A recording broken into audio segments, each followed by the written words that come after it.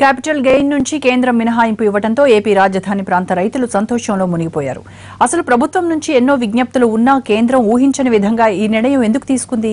దీని వెనక ఉన్న ఎప్పటినుంచో ఎదురు చూస్తున్నా ఈ బడ్జెట్ లోనే ప్రకటన వస్తుందని ఎవరూ ఊహించలేదు.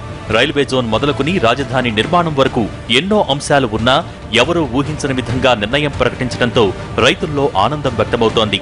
కేంద్ర ప్రభుత్వ భవనాల శంకుస్థాపనకు అమరావతికి వచ్చిన జైట్లీకి ఇక్కడి రైతులు క్యాపిటల్ గెయిన్ పై వినతి పత్రం ఇచ్చారు. సంతోషంగా ఉన్నారు. ఇది జరిగే పనేనా అని చెప్పి చాలా మంది కామెంట్స్ చేశారు.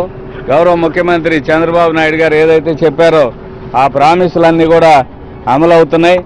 అనేక మంది అనేక సార్లు మొన్న కూడా జగన్మోహన్ రెడ్డి గారు మాట్లాడారు.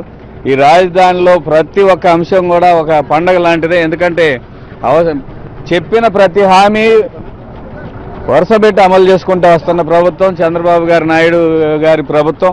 అంతేకాదు అమరావతి అనేది చాలా ప్రెస్టీజియస్ ప్రాజెక్ట్. ఇది కేంద్ర ప్రభుత్వం తీసుకున్న నిర్ణయం వెనుక రాజకీయ వ్యూహం ఉందనే అభిప్రాయం వ్యక్తమవుతోంది.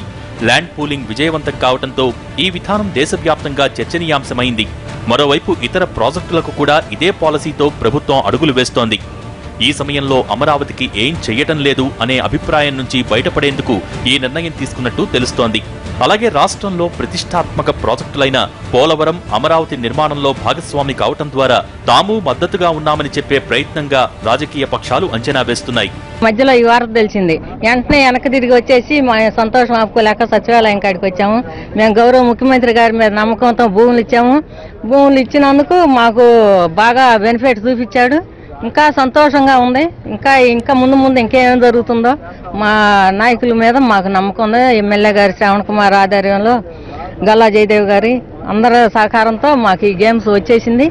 ఇప్పటికే నాబార్డ్ ద్వారా పోలవరానికి రుణం ఇప్పిస్తున్న కేంద్రం ప్రాజెక్టు బాధ్యతను తీసుకుంది. ఇప్పుడు అమరావతి రైతులకు క్యాపిటల్ గెయిన్ నుంచి మినహాయింపు ఇవ్వడం ద్వారా రాజధాని నిర్మాణానికి కూడా అండగా ఉన్నట్టు సంకేతాలు పంపి రాజకీయ లబ్ధి పొందాలన్నది కమలనాథుల ప్లాన్.